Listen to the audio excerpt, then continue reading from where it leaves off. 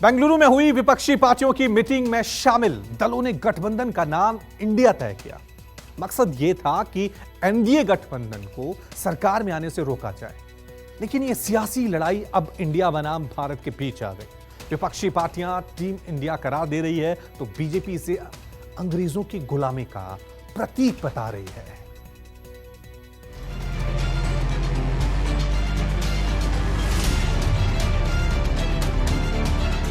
All 26 parties, a new name is given, that is Indian National Developmental Inclusive Alliance. एक real challenge लिया है। Details खड़गे जी ने आपको फुल फ्लेजेड नाम बताया, लेकिन इसका शॉर्ट फॉर्म में होता है इंडिया। विपक्षी खेमे के नामकरण ने सत्ताधारी खेमे को फंसा दिया, बीजेपी नेताओं को तिलमिला दिया। बीजेपी इस कदर बेचैन हो उठी कि वो इंडिया से ही घबराने लगी। जिस अल्लामा इकबाल का नाम सुनना भी सत्ताधारी दल को नागवार गुजरता था, वही इकबाल पार्टी के आला नेताओं को भाने लगे। विपक्षी दलों को कमतर साबित करने की सनक में इकबाल के ही अल्फाज चुराने लगे, इकबाल के तराने गाने लगे, सारे जहां से अच्छा गुनगुनाने लगे। पीएम मोदी को इंडिया से कितनी मोहब्बत है, ये न्यू इंडिया के उनके नारे से ही जग जाहिर है। Make in India, startup India, ये सब पीएम की महत्वाकांक्षी योजनाओं के ही नाम है। लेकिन जैसे ही विपक्षी दलों ने अपने गठबंधन का नाम इंडिया रखा, बीजेपी को इंडिया में सांस्कृतिक गुलामी की बू आने लगी। विपक्ष को घेरने के लिए बीजेपी नेताओं की टोली सभ्यता और संस्कृति के गीत गाने लगी, इंडिया को भूल भारत की महिमा गाने लगी। असम के मुख्यमंत्री हिमंता बिस्वा शर्मा ने अपने ट्विटर बायो से इंडिया शब्द ही हटा दिया, इंडिया की जगह भारत चिपका दिया। विपक्षी खेमे की तरफ नसीहतों का पुलिंदा भी उछाल दिया। हिमंता बिस्वा शर्मा ने ट्वीट किया, हमारा सभ्यतागत संघर्ष भारत और इंडिया के आसपास केंद्रित है। अंग्रेजों ने हमारे देश का नाम इंडिया रखा, हमें खुद को औपनिवेशिक विरासत से मुक्त करने का प्रयास करना चाहिए। हमारे पूर्वजों ने भारत के लिए लड़ाई लड़ी और हम भारत के लिए काम करना जारी रखेंगे। हिमंता बिस्वा शर्मा के इस इतिहास ज्ञान ने कांग्रेस को बीजेपी पर हमले का हथियार दे दिया। जयराम रमेश ने पीएम मोदी के नारों के पन्ने पलटे, ये प्रश्न भी पूछ लिया कि खट्टे अंगूरों का सारा स्टॉक क्या उन्हीं के पास है। जयराम रमेश ने ट्वीट किया, क्या असम के सीएम के मुंह में खट्टे अंगूरों की बहुतायत है? उनके नए गुरु मोदी ने हमें स्किल इंडिया, स्टार्टअप इंडिया और डिजिटल इंडिया दिया है। उन्होंने विभिन्न राज्यों के मुख्यमंत्रियों से टीम इंडिया के रूप में मिलकर काम करने को कहा है। उन्होंने वोट इंडिया की भी अपील की है। लेकिन जब 26 राजनीतिक दल अपने गठबंधन को इंडिया, भारतीय राष्ट्रीय विकासात्मक समावेशी गठबंधन कहते हैं, तो वो भड़क उठते हैं और कहते हैं कि इंडिया का उपयोग औपनिवेशिक मानसिकता को दर्शाता है। उन्हें ये बात अपने बॉस को बतानी चाहिए। विपक्षी गठबंधन के नाम इंडिया में बीजेपी की गुलामी की बू आई। सोशल मीडिया से सड़क तक इंडिया बनाम भारत की जंग छिड़ गई। बीजेपी और कांग्रेस की पलटन गुत्थम गुत्था हो गई। विपक्ष के दूसरे दल भी सत्ताधारी खेमे को आईना दिखाने लगे। असलियत यह है कि पैरों के तले जमीन खिसक गई है, क्योंकि वो ये जानते हैं कि जब लड़ाई में सामने इंडिया हो तो जीत इंडिया की ही होगी। मोदी जी घबराए हुए, बौखलाए हुए जो जहर उगल रहे हैं और जो बेवकूफ़ी का काम उनके फेक न्यूज़ सरगना और उनके असम के मुख्यमंत्री कर रहे हैं, वो दिखाता है कि किस तरह से बौखलाए हुए, किस तरह से डरे हुए ये लोग हैं। लेकिन ये खौफ अच्छा है, ये जनता का खौफ है और हमारा मानना है कि जुड़ेगा भारत और जीतेगा इंडिया। चापलूसी की भी इंतहा होती है। अब नाम से अगर इतना मानसिक संतुलन बिगड़ गया है तो मैं पहले सलाह दूंगा मुख्यमंत्री जी, भारत का संविधान तो पढ़ लीजिए। मैं आपसे आग्रह करूंगा कि जरा अपने प्रधानमंत्री से हिम्मत पूछिएगा, ये मेक इन इंडिया क्या था, शाइनिंग इंडिया क्या था, और इंडिया के नाम से जितनी उन्होंने योजनाएं चलाई प्रधानमंत्री जी ने।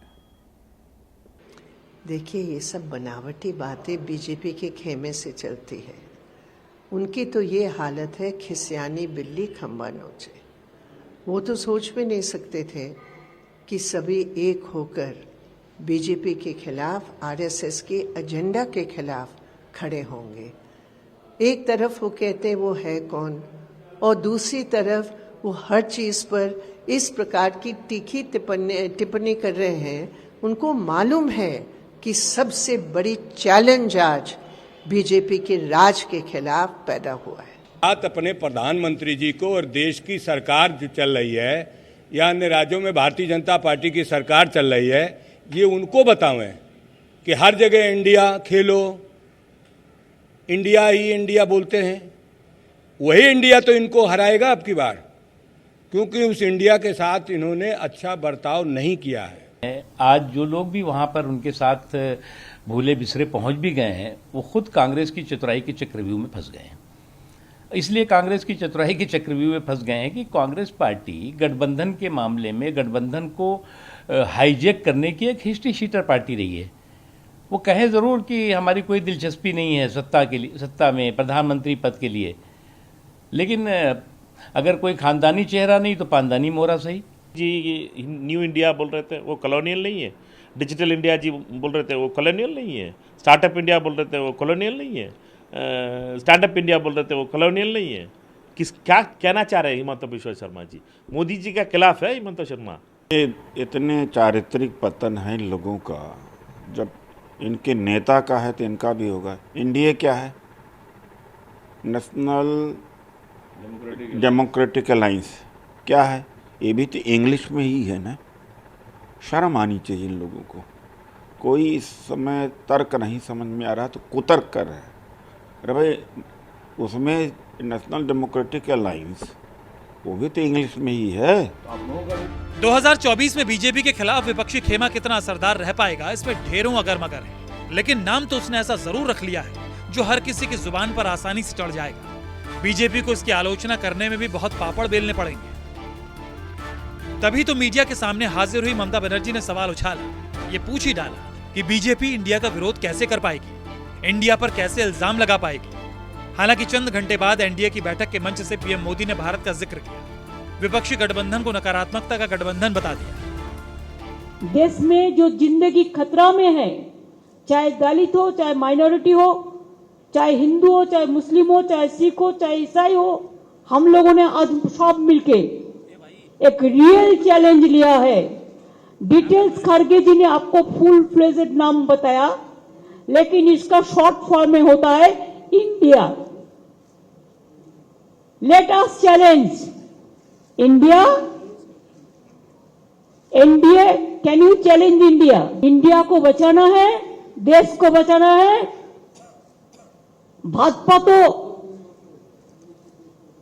देश बेचने का सौदागिरी कर रहा है। हमारे लिए गठबंधन मजबूरी का नहीं बल्कि मजबूती का माध्यम है। एनडीए कोएलिशन कंपल्सन्स का नहीं बल्कि कोएलिशन कॉन्ट्रीब्यूशंस का प्रतीक है। विपक्षी गठबंधन के नामकरण ने बीजेपी को किस कदर बेचैन किया है, इसकी एक बानगी पार्टी के आईटी सेल के मुखिया अमित मालवीय के ट्वीट से जाहिर होता है, जिसमें उन्होंने लिखा, नाम बदलने से चरित्र नहीं बदलता। लेकिन शिवसेना उद्धव कोट के सांसद संजय राउत ने बीजेपी से पूछ ही लिया। अपने ट्वीट में संजय राउत ने लिखा, इंडिया नाम पर विवाद करने वाले देशभक्त नहीं है। इंडिया नाम पर पार्टी नहीं है क्या? भारतीय जनता पार्टी में भी भारत है। मोदी इंडिया का मतलब क्या है? इस देश का हर नागरिक इंडिया है। जिस प्रकार की सरकार ये चला रहे हैं, उसके खिलाफ इंडिया चुनाव लड़ेगा और जीतेगा। 2024 की चुनावी जंग के लिए विपक्षी खेमे ने इंडिया नाम रखने के साथ ही जीतेगा इंडिया कैंपेन की शुरुआत भी कर दी।